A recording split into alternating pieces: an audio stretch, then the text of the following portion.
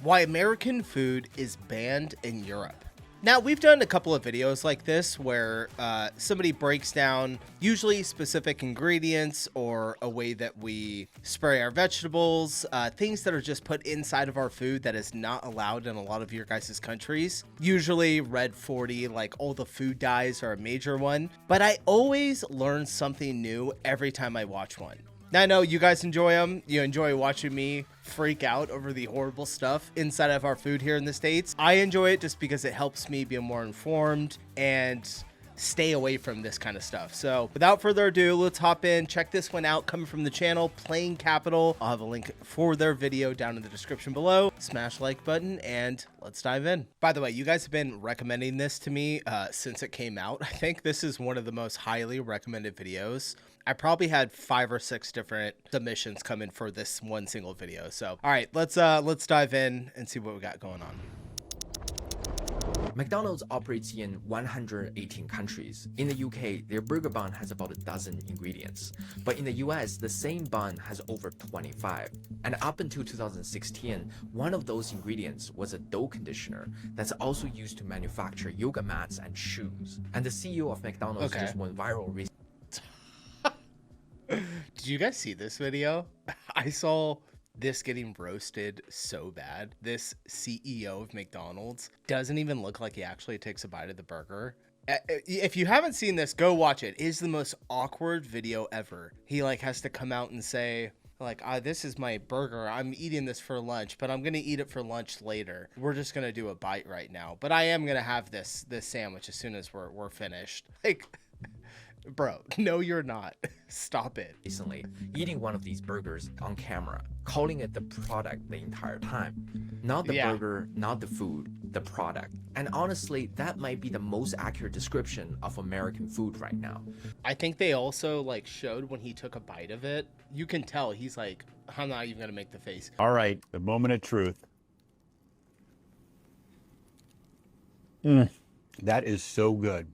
That's a big bite for a big arch. Takes like the smallest, they just showed it, the smallest little bite. Like it looks like he just literally got a little bit of lettuce in his mouth. And then they did a cut and they show like a massive bite taken out. And everyone was like, that is not the bite that you took.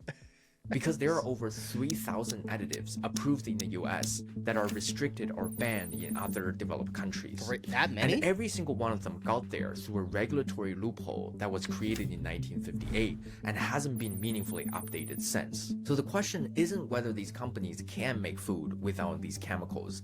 They make cleaner versions of the same products for every other country they sell in. The question is why they choose not to do it here. To understand how this works, let's forget about the history for a second and just follow a product. Let's say a food company develops a brand new chemical, never been tested, never been reviewed, and they want it in a box of cereal by next month. Let's call it Compound X. Here's what happens. The company would hire a panel of scientists to review the safety data on Compound X. Many of these scientists have financial ties to the company paying them. And every single time they reach the same conclusion. Compound X is generally recognized as safe, or GRAS. That GRAS label is so important because it's basically a golden ticket. Any ingredient that gets classified as GRAS is completely exempt from the FDA's normal approval process. No safety review, no testing requirements, no waiting period. It skips the entire line. What we have seen over time is that companies are creating new ingredients, having their own scientists or hiring outside scientists to make their own determinations that an ingredient is safe.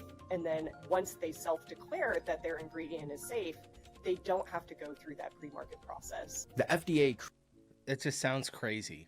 Literally crazy. Created this designation in 1958. And it was originally meant to cover things like salt, vinegar, and baking soda, stuff nobody needed to test because humans had been eating it for centuries. But by the 1990s, the FDA had a problem. You see, as food became more and more industrialized, hundreds of companies were submitting applications to try to get that golden ticket for the new ingredients they were using. And the agency didn't have the budget or the staff to review them all. The backlog was so long that it would take years to clear. So in 1997, under pressure from the Clinton administration's push to cut costs and speed up federal agencies, the FDA made a decision that changed everything. There was an announcement today by the Food and Drug Administration. Bettina Gregory has the story. Instead of requiring companies to submit their safety data for review, they made the whole process voluntary. That means the company doesn't have to submit its... All right, so everything went downhill in 97. Kind of makes sense because I would have been 6 years old, but I remember the food when I was younger just being... nobody was overweight back then. I don't know. Like, we didn't really have an obesity problem in the 90s. It didn't happen until the 2000s. Maybe towards like the late 90s, and that could have been 97. Who knows? Determination to the FDA. It doesn't have to share the safety data. It doesn't even have to tell the FDA that compound X exists. It can just start putting it in food and shipping it to stores. Think about that for a second. That's like a student grading their own exam and the teacher saying, you don't even have to show me the test. I'll just take your word for it. And this isn't a hypothetical edge case. According to a 2022 analysis, companies have used the system to self-approve nearly 99% of new food chemicals since the year 2000. The Pew Research Center estimated in 2013 that roughly 1,000 ingredients had entered the food supply through this pathway without the FDA even knowing about them. The FDA's own former deputy commissioner for food admitted in 2014 that we simply do not have the information to vouch for the safety of many of these chemicals. So the system that was designed in 1958 to exempt salt and vinegar from paperwork is now the primary pathway that the entire food industry uses to put new chemicals into your food without any oversight. And this is where you start to see why the same food tastes different depending on which country you buy it in. That's so crazy. Take a mac and cheese from Kraft, for example. For decades, the US version got its color from something called yellow 5 and yellow 6. They are synthetic dyes derived from petroleum. But the UK version used something we healthier. Petroleum. They use paprika extract and beta-carotene, which is an orange pigment naturally found in carrots. Not because Kraft can't make it without the artificial dyes in the UK. It's because in Europe, yellow 5 and yellow 6 dyes requires a mandatory warning label that reads, may have an adverse effect on activity and attention in children. Rather than putting a warning on the box, Kraft just formulated for the European market. But in the US, no warning is required, so the artificial version stays on the shelf. Another good example is the popular drink Mountain Dew. It contains brominated vegetable oil in America, a pretty bad oil for your heart, but not in Europe or Japan because they're banned in those countries. Bread products across dozens of American brands contain potassium bromate, a dose strengthener banned in Canada, the UK, the EU, China, and Brazil because research linked it to kidney damage and cancer in animal studies. California banned it in 2023, but at the federal level, it's still approved, which means a chemical that most of the developed world considers unsafe is sitting in the bread aisle of grocery stores in 46 out of 50 American states. Yeah, I remember something about that. We did a bread video not too long ago. Why can't I talk today? What is wrong with me? Companies are being forced to use these ingredients. They're making a financial calculation that using cheaper inputs in the American market is worth it, because the regulatory system doesn't penalize them for doing so. The US operates on an innocent until proven guilty standard, where an ingredient is assumed safe until enough evidence accumulates over years or decades to prove it's harmful. Europe uses the precautionary principle, wait till we get enough which flips the logic. If there's uncertainty, a new ingredient doesn't get approved until the manufacturer can scientifically prove it's safe. And America hasn't switched to the European model for one straightforward reason. Both sides benefit from keeping it the way it is. For the FDA, reviewing every new additives would take years per ingredient and require a budget that they don't have. For the food companies, it's even simpler. Why spend millions on independent safety testing and wait 2 years for FDA approval when you can pay a fraction of that to certify food safety yourself? Back in 2010, when one company was questioned by the FDA about the safety of an ingredient called theobromine, they simply withdrew their voluntary notification, hired an independent contractor to declare it safe anyway, and kept using it. The FDA had no mechanism to stop them. The agency can't afford to enforce stricter rules, and the industry has no financial reason to follow them.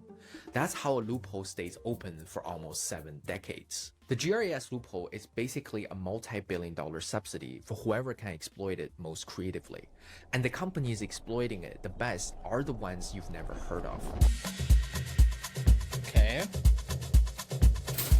Go to your kitchen right now and pick up the first packaged food you see. Could be a bag of Doritos, a can of Coca-Cola, a cup of yogurt, or a box of Cheerio. Flip.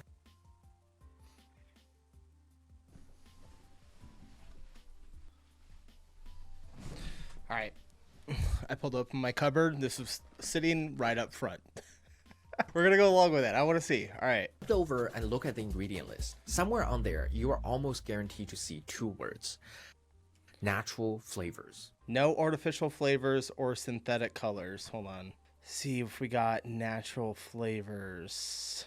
No natural flavors. Not in mine. But then again, we also buy like really nice organic food. It doesn't even have food coloring. So this one says it has organic annatto for color. Organic annatto. That's what makes these little cheddar squares orange. Yeah, no high fructose corn syrup, no artificial flavors or synthetic colors. All right, my wife's doing something right. Let's keep going. GRAS is doing a lot of work because in most cases, the formulation behind those 2 words wasn't created by the brand on the front of the box. There are 3 major firms that engineer the flavors in almost everything Americans eat. The food brands hire them the way a restaurant hires a chef, except these chefs serve 300 million people and nobody knows their name.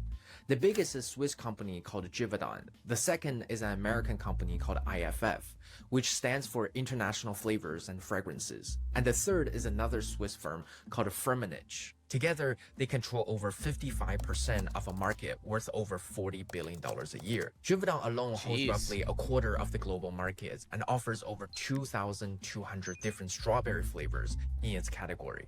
Not 22, not 220, over 2,200 variations of a single fruit flavor, each one optimized for a different product and a different consumer base.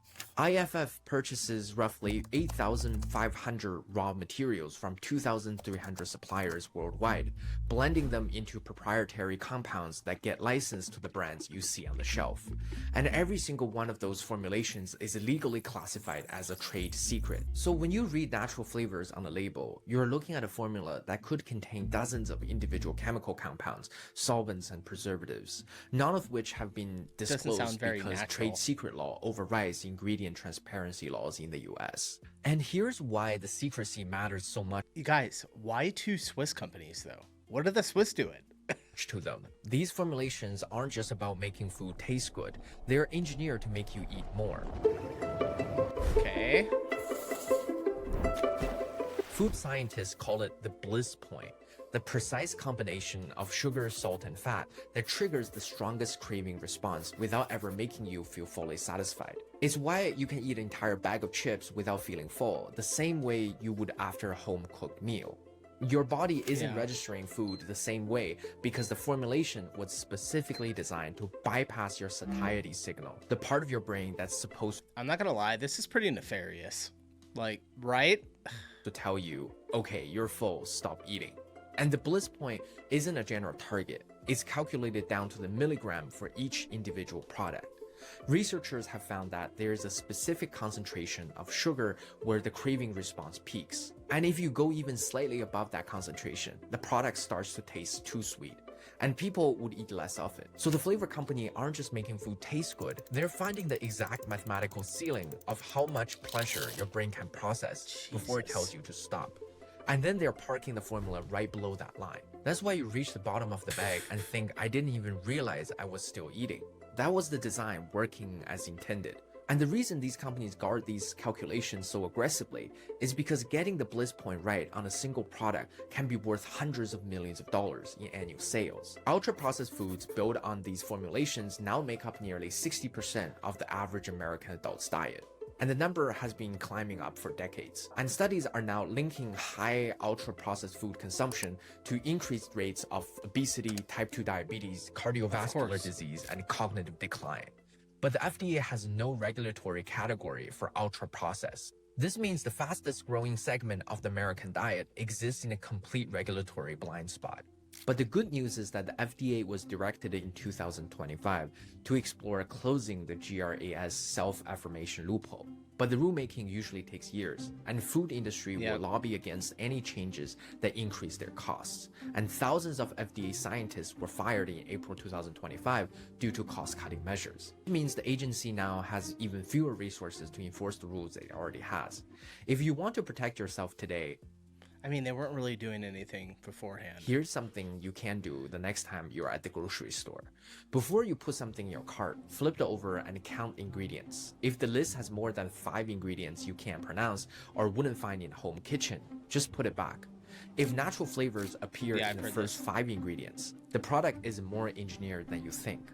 And if you really want to know whether what you're buying is safe, check if the same product exists in the European version. If the European label is shorter, you know that the American version contains things that at least one developed countries decided weren't worth the risk.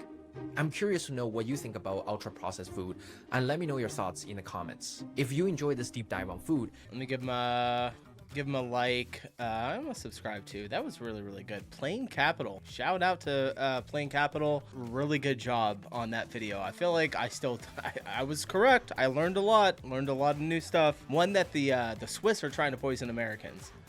I'm just around. All right, thank you for watching, you guys, and thanks for recommending this. I see why you guys sent it to me so many times, and I'm happy I checked it out. So all right, I'm out of here. I'll see y'all in the next video. Peace.